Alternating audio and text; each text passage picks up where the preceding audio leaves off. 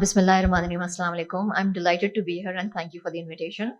I'd like to start with the proviso that I know Dr. Singh that I am definitely not a fool because I know nothing, and each presentation is making that feeling worse. So I'll be talking about the role of echo in stroke and to assess for embolism. And with that, I'll start my presentation. So what will we be talking about? We'll talking about the problem statement, why we should use echo, should use of routine echo in all stroke patients be advocated, how can we make a difference to management, some etiologies of cardioembolic stroke, and then some miscellaneous information. So we know that stroke is the second leading cause of death worldwide, and cardioembolic etiology comprises 15 to 30% of ischemic strokes. Then there is a smaller category called cryptogenic stroke, in which cardio aortic sources are important. And atrial fibrillation accounts for most of the cardioembolic strokes. So you have to go looking for the rhythm in patients who have ischemic stroke or suspected cardioembolic etiology. Strokes with cardiac embolism have a poor prognosis, short and long term recurrence, higher in hospital mortality, and a higher index of fatal recurrence. So it's important to identify this pathology. These are some major and minor sources of risk of cardioaortic embolism. And we are familiar with most of these diseases, including AFib, recent MI, aneurysms on the LV, cardiomyopathies, cardiac masses, rheumatic valvular heart disease, specifically mitral stenosis, arch atheromatous plaques, endocarditis, and mechanical valve thrombosis. A new category is LVAD thrombosis as well.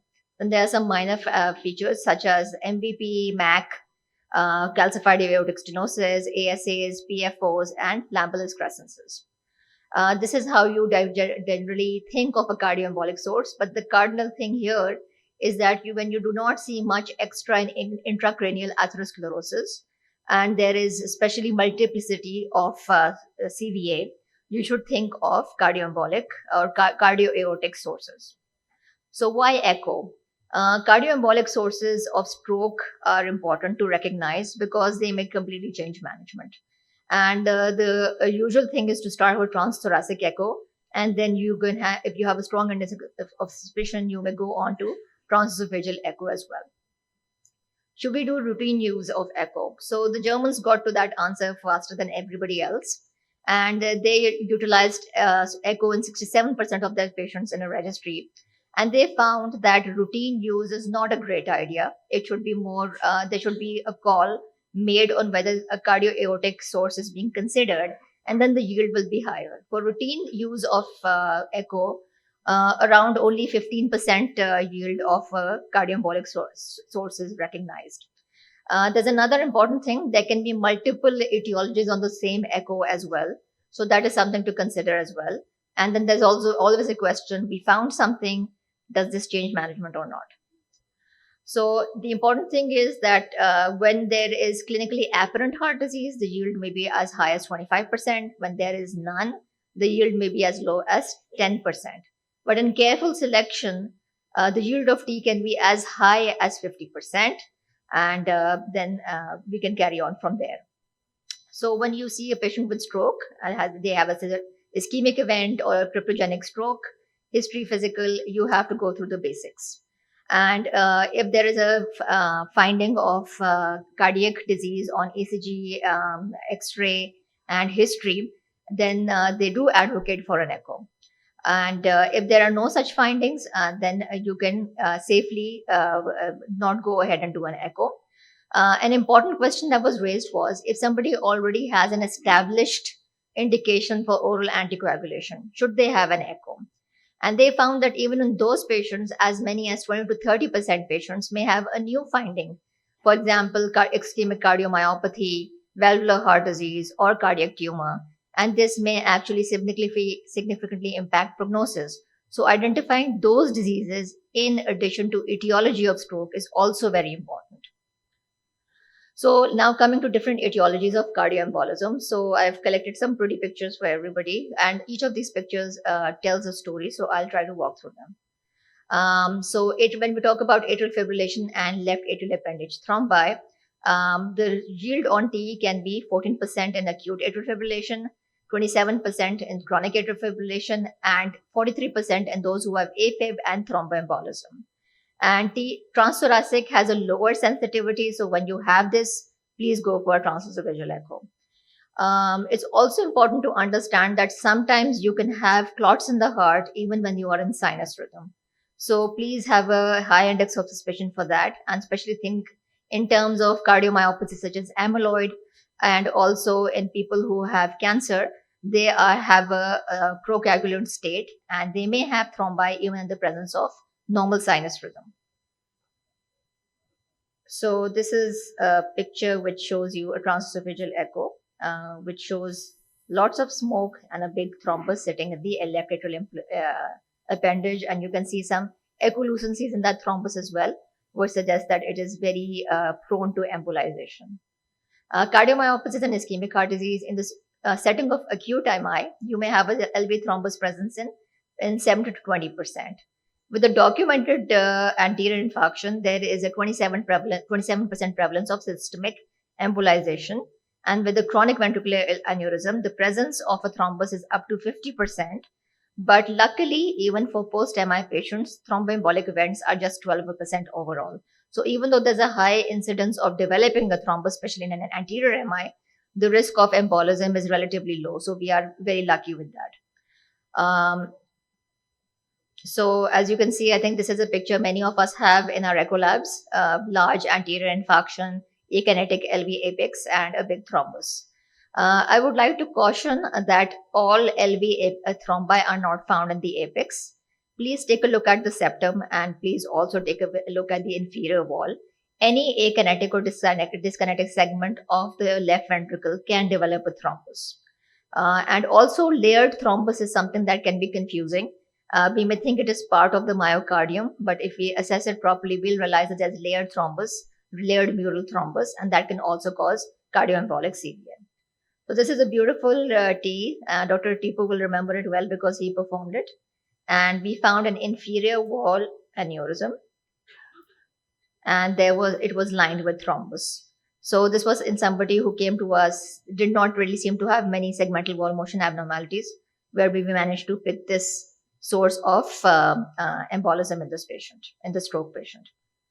Then we talk about shunts, and specifically atrial shunts, and we all know that there are many kinds of ASDs, and they, especially with the demonstrable right to left shunt, there can be sources of cardioembolism. So whenever you see somebody with big right-sided chambers, look for a shunt.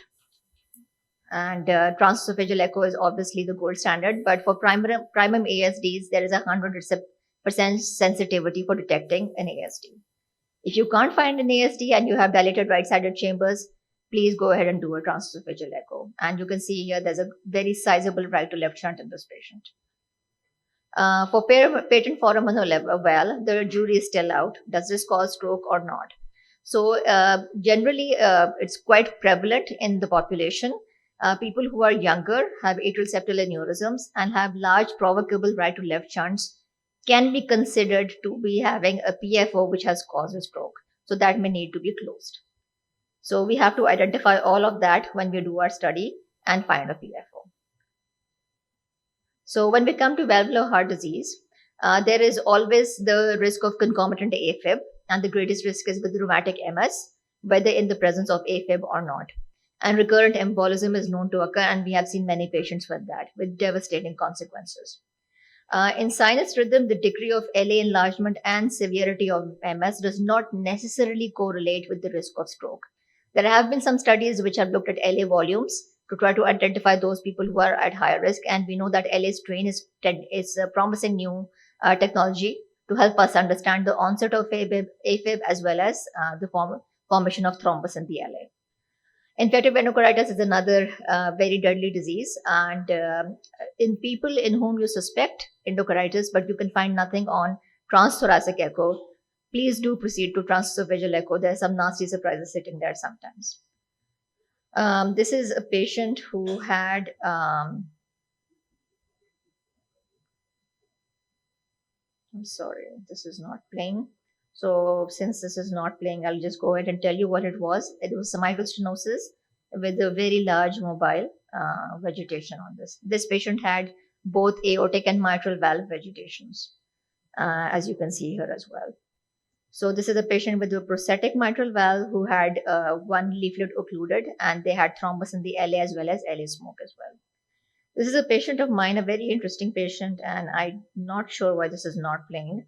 But this is a view of the aorta on the long axis on the transesophageal echo. If I may point out this particular area, this particular area was an aortic wall abscess, and attached to this was this long string of vegetations. And this patient was incidentally picked up by an ID attending who found Janeway lesions. And had this patient had been treated for TB for the past 6 months. So it's important to do a full transesophageal and transthoracic echo. Please look at the aorta. Please look at all the mural surfaces, all the endocardial surfaces, as well as the aorta. You may find vegetations in some very unusual places. I really wish that had worked out. Okay, then we come to cardiac masses, and echo has excellent spatial and temporal resolution for them. For cardiac masses, the gold standard now is cardiac MRI, but echo is still the first modality. And small masses may not be picked up, especially those which are less than 1 millimeter, 5 millimeters. But for valvular masses, echo is still the gold standard. So again, I'm really sorry this is not working. So this was basically an atrial myxoma. When we come to aortic diseases, T is the imaging modality of choice. Why? We know that plaque thicknesses of more than 4 millimeters in men and more than 3 millimeters in women are prone to embolize, especially in the aortic arch. So please make an effort to investigate as much of the aorta as possible. And it's very useful to do a pull out and just look at the arch before coming out. And you can find some very nasty little things over there. The presence of ulceration can also be important. Your plaque doesn't have to be very thick, but if it looks disrupted, then that could also be a source of embolism. This was the tear. This is a still image. You can see here there's a really thick thrombus over here. It measured more than 4 millimeters. And there were some species, mobile pieces on this as well. This looked like a disrupted aortic plaque. And so this was a cause of stroke in a certain patient I saw. This is a nice picture from the web, which shows an ulcerated aortic plaque on transesophageal echo. So we are not sure how often embolism comes from complex aortic plaques, but it is thought to be to contribute to 1/5 of causes of cryptogenic stroke. And aortic plaques are frequently found in those people who are more than 60 years old over age. And again, like I said, 3 millimeters for women and 4 millimeters for men are important thicknesses, but plaque morphology is also important. Aortic dissection is another cause of stroke. I can see Dr. Sohail enjoying that picture because he took it. Then there are some miscellaneous causes, and these are less likely to cause stroke. The jury is still out on whether these cause stroke or not. These include interatrial septal aneurysms, merantic lesions, such as in cases such as malignancy or APLA syndrome, mitral annular calcification, which is associated with an increased risk of stroke, not thought to be causative, but considered to be a marker of atherosclerosis in the body. And then Ramble's excrescences or filaments on the valves can also be considered as sources of stroke when nothing else is found. Finally, spontaneous echo contrast. Nobody knows whether to anticoagulate or not, but this always puts fear in our hearts whenever we see this. And if there's a history of stroke, perhaps there is some room for introducing anticoagulation. And I hope these images work. This was a patient who was referred to me for stroke. And so there are 3 pictures here. And what I was able to find was that this patient had a PFO with a right to left shunt. She also had what looked like a fibroelastoma or a merantic vegetation on her aortic valve. And last but not the least, she was in sinus rhythm, but she also had an LA appendage thrombus.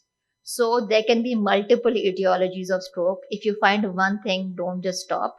Please do a complete transthoracic transesophageal echocardiogram because it may help your patient.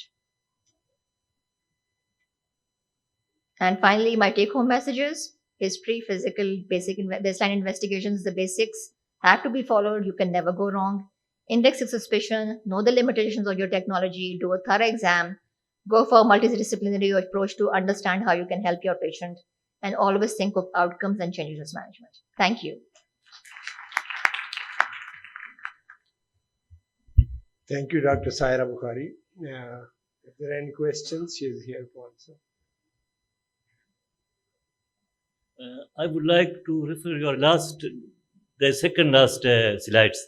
There is, there is thrombus in the LA. There is silage. Silage is associated with stroke, and there is spontaneous echo contrast. When the spontaneous echo contrast, the stenosis is big. After the spontaneous echo contrast, there is intermediate stage. This is called silage, and it is associated with stroke. Thank you. Thank you. Appreciate that.